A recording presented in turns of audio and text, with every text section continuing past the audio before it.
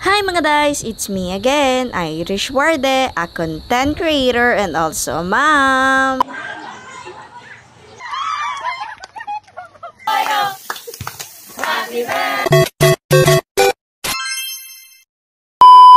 Hi mga guys, for today's vlog ay samahan nyo nga po muna ako dahil ngayong araw nga po pala ni Linggo ay magre-relax muna tayo. April 6 nga po pala ngayong araw ng Linggo, April 7 nga po pala yung birthday ni Ate Shake, pero in advance nga po pala nila Ate Mara yung pag-celebrate nitong birthday niya. In advance nga po pala yung birthday ni Ate Shake gawa ng bukas nga po pala araw ng Lunes, April 7 ay meron po silang recognition sa Mabini, kaya naman ngayon nga po palang araw ng Linggo na lang namin ito sa celebrate para naman po yung ibang estudyante at mga bisita nga po pala talaga ay makapunta naman dito sa gaganaping celebration at birthday ni Ate Shaki. So medyo madami nga talaga tayong explanation for today's video, pero eto, back to the video na nga po tayo. Hiniram nga po pala namin yung motor nila Kuya Atoy at Ate Mara na RS para nga po pala may ma-service kami. Nagpagasolina pa nga po pala kami ng motor dun sa may basod, kaya naman medyo natagalan nga po pala kami. Si Baby Sherry nga po pala ay pinauna ko na at pinasama ko na nga rin po pala dun sa lola niya kay mama nga po pala para naman po hindi na siya mainitan sa biyahe namin. Gawa ng kawawa nga talaga itong Baby Sherry ko kapag sinabay ko pa talaga, gawa ng napakadami nga po pala talaga alikabok sa kalsada ngayon. Ilang minuto nga rin po pala ay nandito na nga rin po pala kami sa Grandwater na siya naman pong pagsaselebratean ng birthday ni Ate Shaki. Mga 9 AM nga po pala kami nakapunta dito at medyo nga po pala talaga tanghali na at malapnos-lapnos na nga talaga yung init sa balat. Ito nga po palang Grandwater Resort ay isa nga po palang private resort. Kaya naman kami nga lang po pala talaga yung mapunta dito at wala nga po talagang masyadong tao. Hindi ko nga talaga naitanong kung magkano nga po pala talaga dito yung bayad sa resort na ito. Pero kung kayo nga po pala talaga ay naghahanap ng resort, ay mas maganda nga po pala talaga ito dahil yung pool po nila ay wala pong masyadong chlorine or wala nga po pala talaga silang nilalagay na chlorine. Kaya naman safe na safe nga po pala talaga dito ang mga bata na maligo dahil meron nga po pala sila talaga magaganda at malinis na tubig. Nauna nga po pala dito sila mama, gawa ng syempre yung mga bata nga po pala para masulit naman yung bayad namin dito. Ay inag-aagahan na nga po pala dito nila Ate Mara tas yung mga bata. Syempre ang una nga talaga matutuwa ay yung mga bata. Ay naku talaga itong mga batang ito. Nakakapagtaka lang gawa ng yung mga bata kapag nag-i-school sila kahit malamig yung tubig ay mag-iinit pa talaga ng tubig yung mga magulang natin para ilibno dun sa papaliguin. Pero kapag naka-swimming pool ay naku kahit agang-aga pa ay gusto nang lumabto. Yung tipong kahit ang lamig-lamig na kapag nakakita talaga sila din ng swimming pool ay lalabdo talaga sila dyan at iiyakan ka pa talaga kapag hindi nagawa yung gusto nila. O nakita nyo yan, si Bibiyang yan nga talaga ay hindi na talaga nagpapaawat sa tubig at nauna na nga talaga itong maligo. Habang ito naman talaga si Baby Sherry ay naaada na nga talaga dun sa mga bata na nililigo dito sa pool. Kaya naman to the rescue nga po pala talaga ang tita Edna niya at inilagay nga po pala yan dyan sa pool tapos kasama nga po pala si Baby Yang Yang.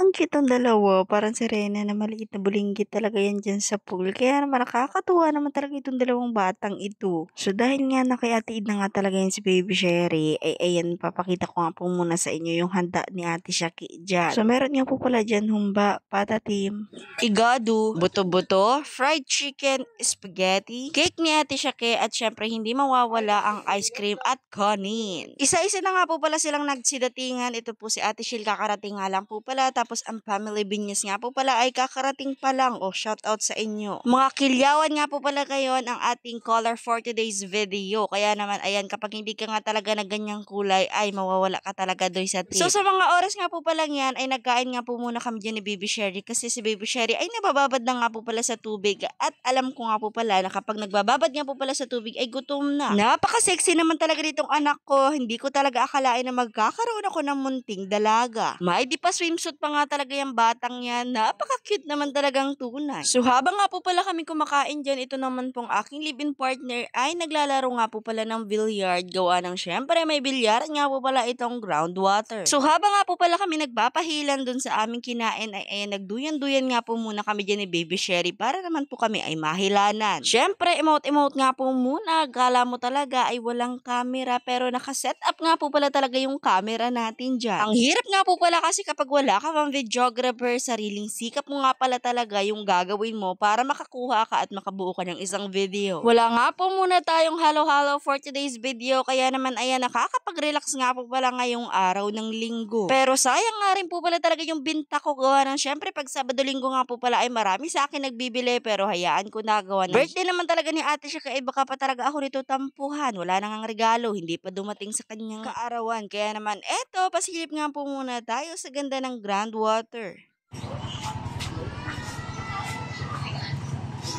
Baby, show it.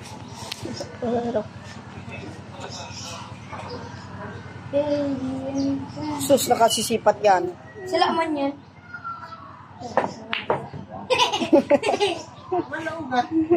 Sinipat nga ng intiro ng aking partner pero hindi pa rin nga talaga pumasok. So dahil nga malamig na nga po pala talaga doon sa may swimming pool ay nilagyan ko na lang nga dito si Baby Sherry ng planggana na may tubig na mainit. Dinalhan ko nga po pala si Baby Sherry dyan ng planggana para nga po hindi naman sipunin pero sa mga oras nga po pala talaga yan ay sinisipon na talaga yung batang yan. At kitang-kita ko naman talaga sa batang yan na gusto talagang tumalon doon sa may swimming pool dahil doon nga po pala ang maraming bata.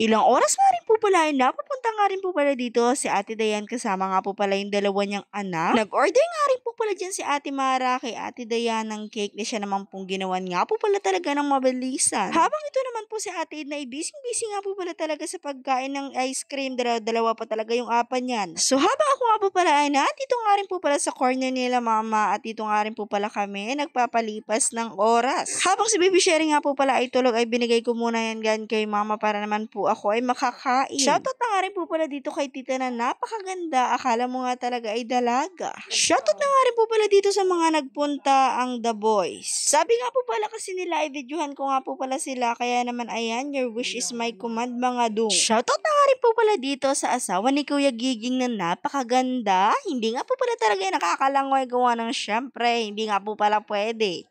Happy birthday, Koyo! Happy birthday to you. Happy birthday, happy birthday. Happy birthday to you. Wait, look.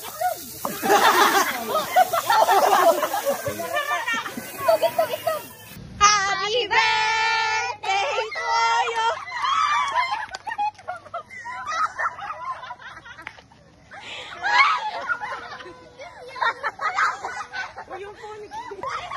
Happy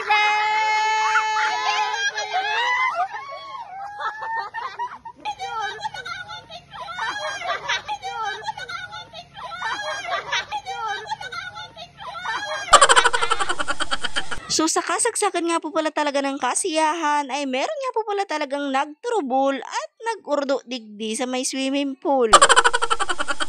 Siguro nga po ay nasurubrahan na nga talaga sa pagkain at hindi nga talaga nakayang ilubas doon sa may CR kaya dito na lang talaga si swimming pool. Akala nga talaga niya ay running water ito. Kaya naman ayun, to the rescue nga po pala talaga at to the linis nga po pala talaga si kuya sa mga oras na yun. Bandang hapon nga po pala ay napapunta nga po pala ako dito sa may tubig na 6 feet kaya naman dito ako nga talaga nagmuni-muni. Sa kakamuni-muni ko nga po pala talaga ay hindi ko naman naalaman na dito nga po pala talaga nangyari ang unang trahedya. Yung tipong ang sarap-sarap na nga po pala talaga ng langoy namin pero dito nga po pala talaga nagkaroon ng unang tubo, lintik na mga bata yan dito pa talaga nagtai. Habang ako nga po pala talaga ay nagbo-voice over ngayong gabi ay Diyos ko, nung napapanood ko nga po pala talaga itong paglalangoy ko ay ako nga talaga ay nandidiri. Nakasama nga pala talaga yung live-in partner ko, kasama na nga talaga itong anak ko na siya namang naglalangoy-langoy dito. Ang pala kanina ay naglalangoy-langoy nga talaga dito yung tai.